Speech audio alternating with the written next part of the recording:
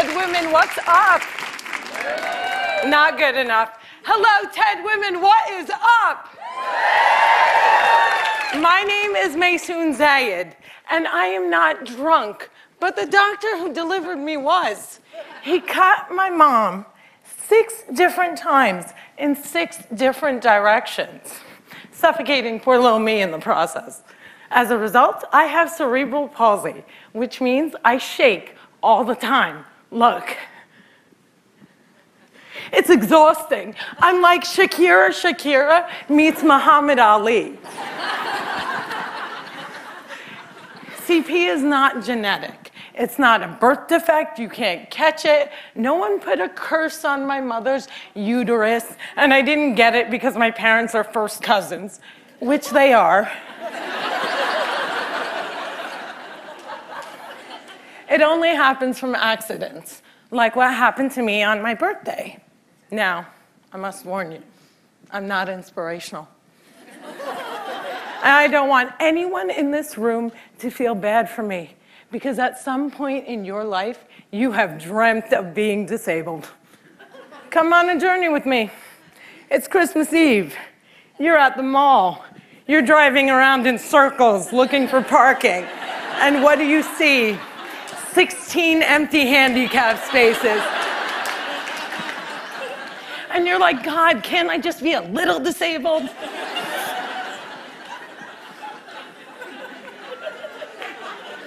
Also, I gotta tell you, I got 99 problems and palsy is just one. If there was an oppression Olympics, I would win the gold medal.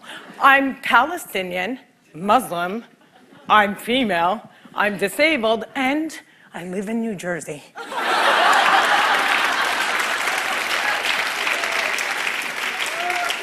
If you don't feel better about yourself, maybe you should. Cliffside Park, New Jersey is my hometown. I have always loved the fact that my hood and my affliction share the same initials. I also love the fact that if I wanted to walk from my house to New York City, I could. A lot of people with CP don't walk, but my parents didn't believe in can't. My father's mantra was, you can do it. Yes, you can. So, if my 3 older sisters were mopping, I was mopping. If my 3 older sisters went to public school, my parents would sue the school system and guarantee that I went too. And if we didn't all get A's, we all got my mother's slipper. My father taught me how I walk when I was 5 years old by placing my heels on his feet and just walking. Another tactic that he used is he would dangle a dollar bill in front of me and have me chase it. My inner stripper was very strong, and by the first day of kindergarten, I was walking like a champ who had been punched 1 too many times. Growing up, there were only 6 Arabs in my town, and they were all my family. Now there are 20 Arabs in town, and they are still all my family. I don't think anyone even noticed we weren't Italian.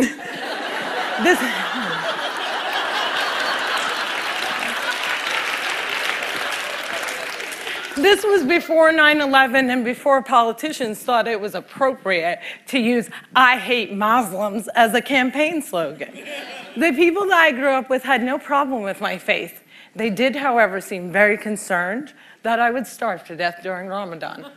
I would explain to them that I have enough fat to live off of for 3 whole months, so fasting from sunrise to sunset is a piece of cake. I have tap danced on Broadway. Yeah, on Broadway. It's crazy. My parents couldn't afford physical therapy, so they sent me to dancing school. I learned how to dance in heels, which means I can walk in heels. And I'm from Jersey, and we are really concerned with being chic. So if my friends wore heels, so did I. And when my friends went and spent their summer vacations on the Jersey Shore, I did not. I spent my summers in a war zone because my parents were afraid that if we didn't go back to Palestine every single summer, we'd grow up to be Madonna.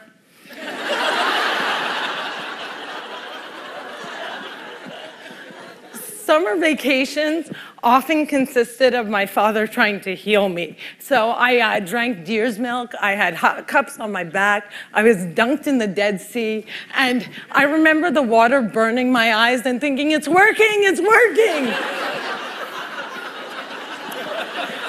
But one miracle cure we did find was yoga. I have to tell you, it's very boring. But before I did yoga, I was a stand-up comedian who can't stand up. And now I can stand on my head. My parents reinforced this notion that I could do anything, that no dream was impossible. And my dream was to be on the daytime soap opera General Hospital.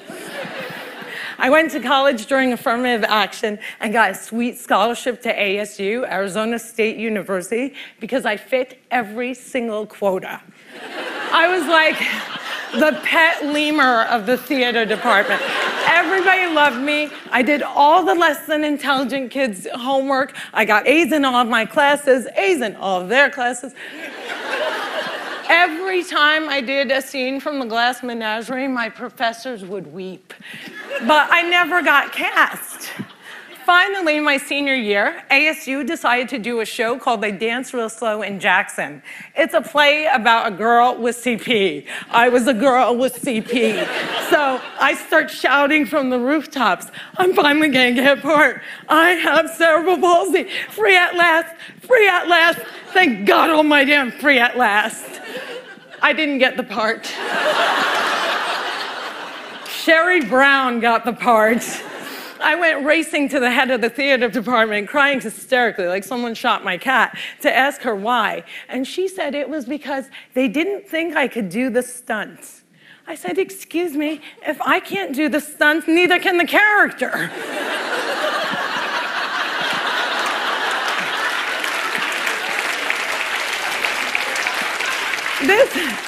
This was a part that I was literally born to play, and they gave it to a non-palsy actress. College was imitating life. Hollywood has a sordid history of casting able-bodied actors to play disabled on screen. Upon graduating, I moved back home, and my first acting gig was as an extra on a daytime soap opera. My dream was coming true, and I knew that I would be promoted from diner to wacky best friend in no time. But instead, I remained a glorified piece of furniture that you could only recognize from the back of my head. And it became clear to me that casting directors didn't hire fluffy ethnic disabled actors. They only hired perfect people, but there were exceptions to the rule. I grew up watching Whoopi Goldberg, Roseanne Barr, Ellen, and all these women had one thing in common. They were comedians. So I became a comic.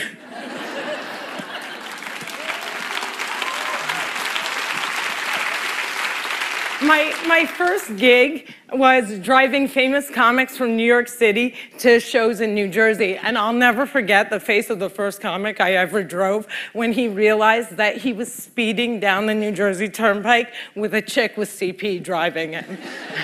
I performed in clubs all over America, and I've also performed in Arabic in the Middle East, uncensored and uncovered. Some people say I'm the first stand-up comic in the Arab world. I never like to claim first, but I do know that they never heard that nasty little rumor that women aren't funny and they find us hysterical. In 2003, my brother from another mother and father, Dean Obidallah, and I started the New York Arab American Comedy Festival, now in its 10th year. Our goal was to change the negative image of Arab Americans in media while also reminding casting directors that South Asian and Arab are not synonymous.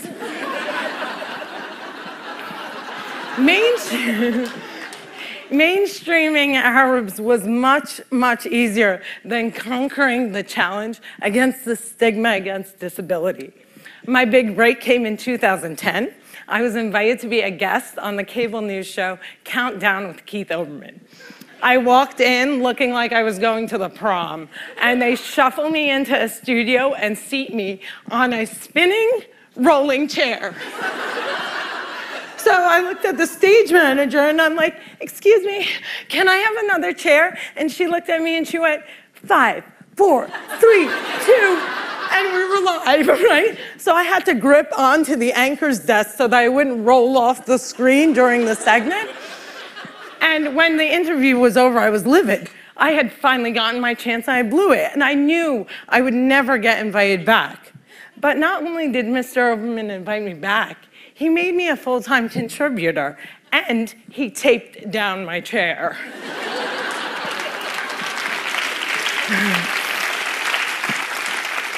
One fun fact I learned while on the air with Keith Olbermann was that humans on the internet are scumbags. People say children are cruel, but I was never made fun of as a child or an adult. Suddenly, my disability on the World Wide Web is fair game. I would look at clips online and see comments like, yo, why is she tweaking? Yo, is she retarded? And my favorite, poor Gumby-mouthed terrorist. What does she suffer from? We should really pray for her. One commenter even suggested that I add my disability to my credits. Screenwriter, comedian, palsy. Disability is as visual as race. If a wheelchair user can't play Beyonce, then Beyonce can't play a wheelchair user. The disabled are the largest... Yeah, clap for them, man. Come on.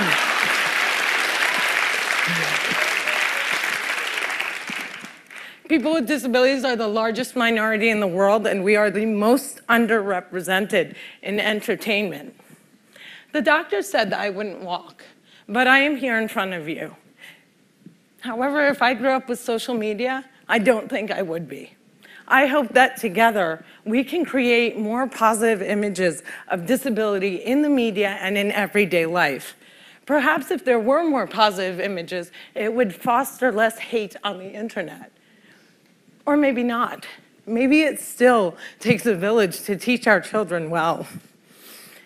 My crooked journey has taken me to some very spectacular places. I got to walk the red carpet, flanked by soap divas Susan Lucci and the iconic Lorraine Arbus.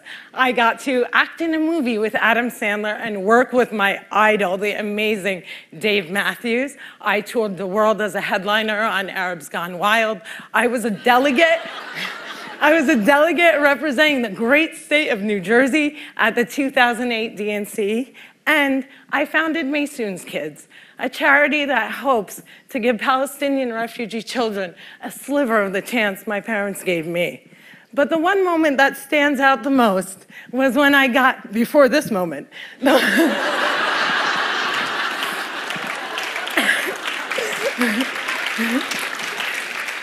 but the one moment that stands out the most was when I got to perform for the man who flies like a butterfly and stings like a bee, has Parkinson's and shakes just like me, Muhammad Ali.